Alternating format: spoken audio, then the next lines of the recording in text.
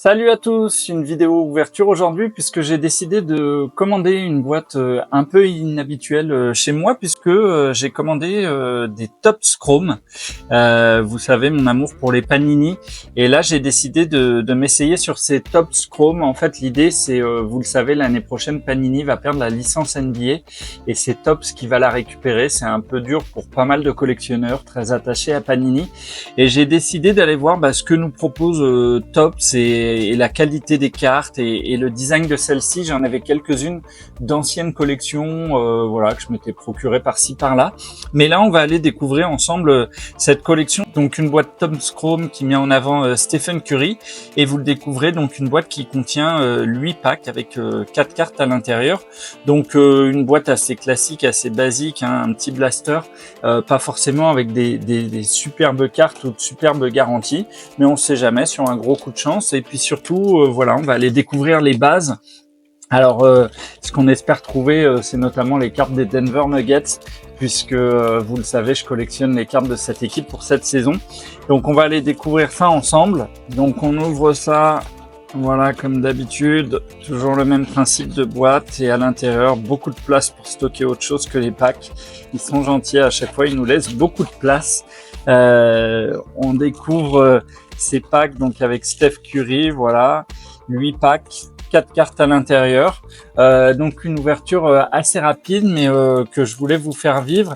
Dites-moi vous en commentaire si vous avez ouvert des paquets sur cette collection et voilà, si vous avez eu des belles surprises.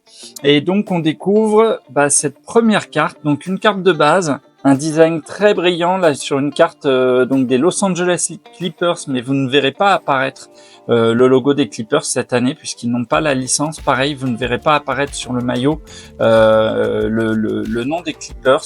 Vraiment une histoire de licence. J'ai fait une vidéo où j'explique cela. Des cartes de bonne qualité. Alors c'est du chrome classique. Ce qu'on retrouve souvent sur du chrome, c'est que pour pouvoir tenir, on va dire, la qualité, il faut une carte qui soit assez épaisse, mais qui est souvent ondulée. Vous le voyez, elle est pas tout à fait droite, mais bon, c'est pas très grave. En tout cas, une jolie carte. L'effet est assez sympa. Moi, je préfère celle-ci au Cosmic qu'on avait pu découvrir auparavant. Alors, je peux pas me cacher là, hein, avec le reflet, un peu l'équivalent des optiques chez Panini. On va aller découvrir le dos. Alors, ce qui est sympa, pas de photos, hein, ça coûte cher de mettre de photos sur une carte. Mais par contre, on retrouve vraiment toutes les lignes de stats, en l'occurrence de James Harden, qui était donc rookie en 2009. Et on découvre toutes ces lignes de stats. Donc ça, c'est quelque chose qui est assez sympa quand même. Et voilà. Donc là, il faut quand même savoir que c'est les Clippers. Hein, il y a écrit Los Angeles, à ne pas confondre avec les Lakers. Donc une jolie carte de base. Je suis pas allé regarder de combien de cartes était composé le set. J'imagine que ça doit être entre 200 et 300 cartes. Et voilà, maintenant on va les découvrir. Superbe. Ça c'est une carte que j'avais vue et que j'avais bien envie d'avoir. Les Chicago Bulls, Dennis Rodman. En fait, il faut savoir que Topps n'a pas les droits de tous les joueurs. Vous ne trouverez pas des signatures déjà de tous les joueurs et pour certains joueurs, vous ne trouverez pas de cartes. C'est une histoire de droits et d'autorisation que certains ont choisi de donner à Topps ou à Panini ou aux deux. Et pour compenser un peu tout ça, Topps rajoute des joueurs historiques qui ont marqué la NBA. Et là, à Chicago, alors c'est pas Michael Jordan, mais c'est quand même Dennis Rodman qu'on retrouve souvent chez Topps ou dans des collections où on met à l'honneur les anciens. En tout cas, cette carte est assez jolie. Bien sûr, c'est dommage qu'il n'y ait pas écrit Bulls sur son maillot. Mais ça, clairement, c'est une carte que je vais garder. Et on retrouve la carrière de Dennis Rodman. Alors, ce qui est un peu dommage là, c'est qu'on se dit qu'on aurait bien aimé voir apparaître les clubs en face de ces stades de chaque saison. Ça aurait été sympa de voir l'historique, tous les clubs par lesquels il était passé, notamment Détroit, San Antonio et Chicago. Voilà, en tout cas, on est content pour cette carte dans ce pack. On continue avec une parallèle à San Antonio, une jolie parallèle, en l'occurrence pas sur le joueur qu'on recherche le plus. Alors pour l'instant on tombe sur des cartes où on est vraiment marqué par le fait que Topps n'a pas la licence. Donc c'est vraiment dommage. Je sais qu'ils ont fait des efforts sur certaines photos. Et derrière, une carte de Yves Missy Rookie. Donc vous retrouvez ici le petit logo Rookie tel qu'il est fait sur les Topps. Et pareil, une carte assez jolie. Donc vous avez des fonds différents. Là, vous voyez que vous retrouvez le même fond que sur James Harden. Et sur Dennis Rodman, on a plutôt ce fond, on va dire, feu qui correspond plus aux couleurs de l'équipe. En tout cas, une Yves Missy assez jolie. Je vais juste retourner voir la San Antonio Spurs, donc qui est aussi avec ce fond, mais vous voyez plus travaillé. Et puis derrière, un joueur qui a une carrière un petit peu moins longue, donc on rajoute un petit peu de texte. En tout cas, voilà, une jolie carte également. Donc, on est content pour cette Dennis Rodman. On va d'ailleurs la placer ici pour qu'elle soit visible. Je vais réajuster un petit peu le cadre et puis on va essayer de se faire un petit podium de ce qu'on va trouver sur cette ouverture. Voilà, on va essayer de remplir petit à petit les cases manquantes, on va dire. Alors un deuxième pack qu'on va découvrir, on essaye de pas se spoiler et on commence avec San Francisco. Vous en avez l'habitude, San Francisco, c'est les Golden State Warriors. Voilà, avec Draymond Green sur un fond qu'on n'avait pas encore vu, assez joli. Mes cartes assez basiques, moi sur un joueur dont je suis pas le plus fan. Kyle Kuzma, donc avec ce fond flamme, on va dire, à Washington, même si maintenant il est aux Milwaukee Bucks. Donc ça veut dire que ces cartes n'ont pas été forcément mises à jour après les derniers transferts, mais c'est pas étonnant, il leur faut un peu plus de temps.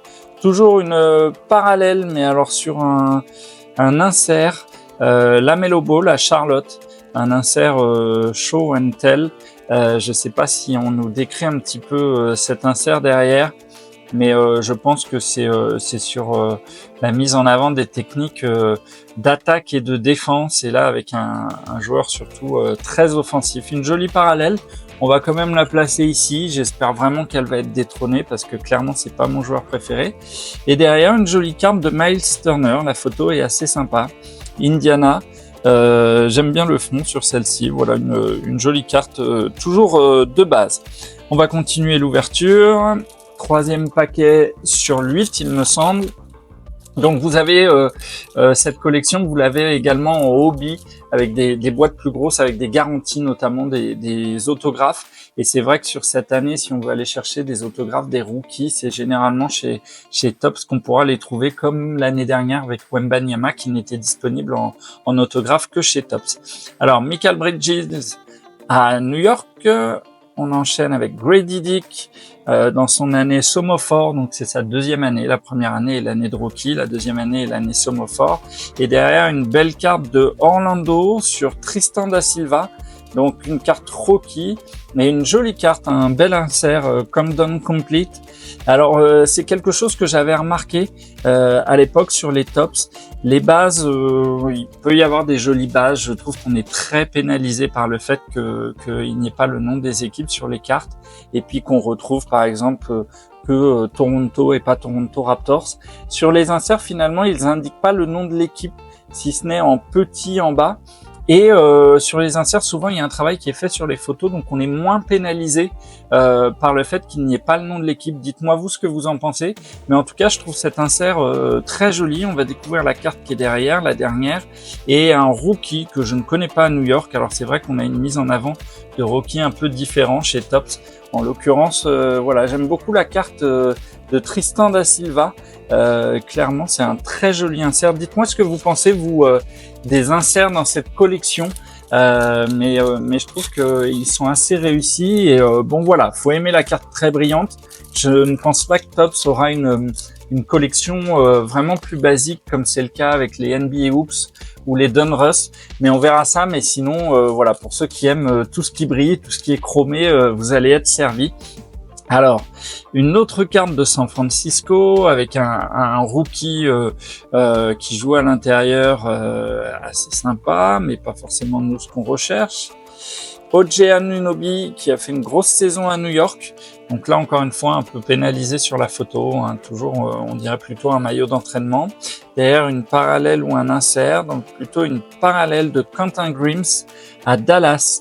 Alors vous remarquez peut-être que Quentin Grimes, c'est pas sa première saison en NBA, et pourtant il est marqué rookie, mais en fait Quentin Grimes, c'est sa première saison où il existe en carte chez Topps. Vous le voyez ici, il a été drafté en 2021 et pourtant il a indiqué rookie ici. Alors moi je trouve ça très dommage parce que pour moi l'année rookie et l'inscription RC devrait être plutôt associée à une première année en NBA. En l'occurrence, RC veut dire Rookie Card. Donc c'est vrai que c'est sa carte rookie, mais c'est un peu une déformation de ce sigle, je trouve. Donc ça, je trouve ça un petit peu dommage. Mais voilà, en tout cas, une jolie carte, une parallèle. Et derrière, je me suis fait spoiler, mais je suis très content puisque on trouve cette carte de Nikola Jokic. Alors, je trouve pas la carte magnifique, hein, le color match est pas génial, et puis encore une fois le maillot, je suis un peu déçu hein, sur ces bases, mais bon il fallait s'y attendre, on est sur quelque chose, voilà, ça manque les noms des équipes, mais on le sait, on voulait tester, il faut imaginer l'année prochaine la même photo avec écrit Nuggets, et je pense que l'effet marchera. En tout cas, je suis content d'avoir trouvé Jokic et je m'empresse un peu de remplacer la Melo Ball, qui est pas mon joueur préféré.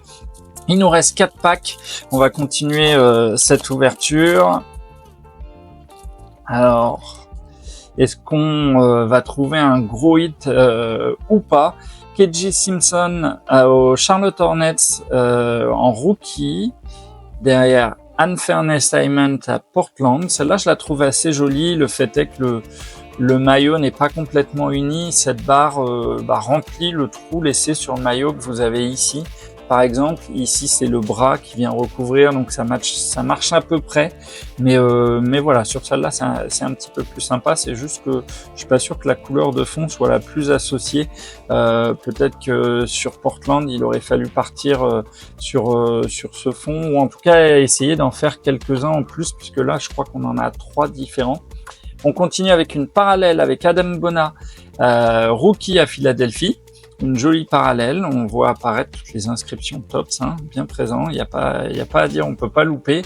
Et puis derrière, Alexandre Sarr en rookie, ça c'est sympa, c'est une jolie carte rookie. Là par exemple, je trouve que le numéro de maillot étant assez descendu et le maillot bien complété en haut par le style du maillot, je trouve que cette carte passe assez bien. Et voilà, je suis content de l'avoir trouvée. Honnêtement, je crois qu'elle va remplacer celle de Nikola Jokic, qui est très basique. J'ai du mal à supprimer celle de Dennis Rodman. On continue, il reste 3 packs. Allez, on espère trouver quelque chose de sympa. On continue avec Washington et Keyshawn George en rookie. Le fond, alors vous voyez que par équipe, en fait, le fond n'est pas toujours le même. Moi, j'aurais peut-être gardé le même. J'aurais trouvé qu'avec Washington, d'avoir toujours ce fond bleu, c'était sympa, à moins que ce soit les rookies qui soient toujours avec ce fond vert. Je sais pas, il faut que j'aille contrôler, mais en tout cas, j'aurais plutôt gardé ce fond sur les cartes de Washington. Et je vous dis n'importe quoi, puisqu'il est rookie et qu'il n'est pas sur fond vert. Là, Alexandre Sarr avec ce fond-là aurait été, je trouve, magnifique. Allez, on continue. Chet Holmgren à Oklahoma City. Je trouve clairement que c'est le plus beau fond, hein. Le fond lave ou feu est sympa, mais celui-là, je le trouve vraiment joli. Chet Holmgren, c'est sympa à trouver. Oklahoma City. Tyrese Maxey dans un effet prisme, vous le voyez, avec une brillance un peu différente, une jolie photo. Et puis derrière, Tracy McGrady. Alors ça, c'est sympa. Un joueur vintage, son passage à Orlando, c'est son début de carrière, enfin non, puisque de mémoire il a commencé à Toronto, mais en tout cas son passage à Orlando a été très marquant. Une jolie photo, mais je vais quand même laisser ce podium. Voilà, dites-moi hein, si en commentaire vous auriez choisi un autre podium. Allez, il nous reste 2 packs, on découvre ça. Kelly Ware, un bon rookie. Là, la photo est cool. On n'est pas trop marqué par l'absence du logo. Alors, je pense que c'est des photos qu'ils ont pu faire aussi avec les rookies et peut-être s'adapter ou en tout cas essayer de prendre des photos qui passent un petit peu mieux. Je commence à réfléchir à ce que je pense finalement de cette collection, mais je vous le dirai à la fin. Michael Porter Jr. donc en maillot d'entraînement, hein, clairement, mais une bonne carte pour Denver et une jolie photo quand même. Mais là, le problème, c'est quand même on reconnaît pas trop le visage, c'est un peu dommage. Super, une très jolie carte. Alors j'aime bien, on dirait la photo d'un paquet en fait, et il y a un joli relief qui a été fait. Très joli cet insert de Zachary Rizaché. Franchement très sympa. Je la trouve très belle. Je trouve que l'effet est bien réussi. Encore une fois, hein, je suis très agréablement surpris par ces inserts. Là, je la trouve vraiment très belle. On va voir le dos, mais en tout cas, c'est très joli. Celle-là, elle va détrôner Dennis Rodman. Voilà, je sais pas ce que vous en pensez. Moi, je la trouve très belle. Et puis, c'est Antonio, pareil, un joueur vintage, Tony Parker. Peut-être je devrais être super heureux, joueur français. Moi, ça n'a pas été mon joueur préféré, mais en tout cas, très jolie carte tout de même. Allez, on ouvre le dernier paquet. On va voir ce qu'il nous réserve. Et puis après, on se fait un tout petit débrief. Mais voilà, je suis content d'avoir découvert cette collection. Hop. Ah bah super, j'ai de la chance quand même, hein. Je trouve que c'est un bon tirage. On est tombé sur les bons rookies, on a les 2 rookies français, on a le rookie de l'année sur une jolie carte, même si le maillot est basique, mais en tout cas c'est une très jolie carte. Stephen Castle, San Antonio Spurs, rookie de l'année. Bon allez, il va aller remplacer Alexandre Sarr. Quand même, il a le droit à cette place, rookie de l'année, ça mérite quand même d'être mis en avant. Dante DiVincenzo, alors là carrément il a mis un petit pull, autant qu'il retire le maillot, hein. Là je trouve que ça va pas, la carte elle fait pas basketteur, pourtant il est en tenue de basket, le fond est pas en accord, enfin là je trouve qu'il y a des ratés. Alors est-ce qu'ils avaient que cette photo, je ne sais pas, mais bon. Derrière, Aaron Nesmith d'Indiana, donc vous le voyez sur une parallèle là un peu tachetée sur les côtés. Alors je suis pas allé me renseigner, hein, ça se trouve carte hyper rare, j'en sais rien du tout. En tout cas le joueur fait une très bonne saison. Il a fait notamment, je crois que c'est un match en finale où il a enchaîné les 3 points, ou alors c'est en finale de conférence, mais carte sympa à avoir. Mais voilà, après une jolie parallèle. Et la dernière carte avec Caris Levert qui n'est plus à Cleveland, mais voilà, une jolie carte. Bon, voilà pour cette ouverture. Bilan, moi je suis assez content. Je trouve que j'ai été gâté. J'ai trouvé des belles cartes, des bons rookies. Je trouve ces inserts très jolis. J'attends impatiemment la saison prochaine avec les inserts. Les cartes chrome, c'est vrai que moi ça va me manquer, hein. Si on n'a pas du Hoops ou du Donruss, tout le temps du brillant, c'est un peu trop pour moi, peut-être ça rappelle pas assez mon enfance, mais bon, elles sont jolies. En tout cas, je pense que sur cette année, j'en rachèterai pas d'autres parce que voilà, l'absence de la licence pour moi est très pénalisant. Peut-être que j'achèterai peut-être à l'unité quelques cartes des inserts qui me plaisent sur certains joueurs, mais voilà, comme je ferai pas d'ouverture, j'irai pas trouver des autographes dans cette collection. Et puis voilà, on va attendre l'année prochaine impatiemment. On va voir aussi à quelle période ils les sortent. C'est vrai que les collections Panini arrivent très tard, ça pourrait être un bon point de la part de Topps de sortir des cartes très tôt, juste après le début de la saison. Et puis on va voir aussi toutes les déclinaisons qu'ils pourront nous proposer chez eux. Voilà. J'espère que cette vidéo vous a plu. N'hésitez pas à me laisser un petit pouce bleu. Et puis moi je vous dis à très vite. Salut!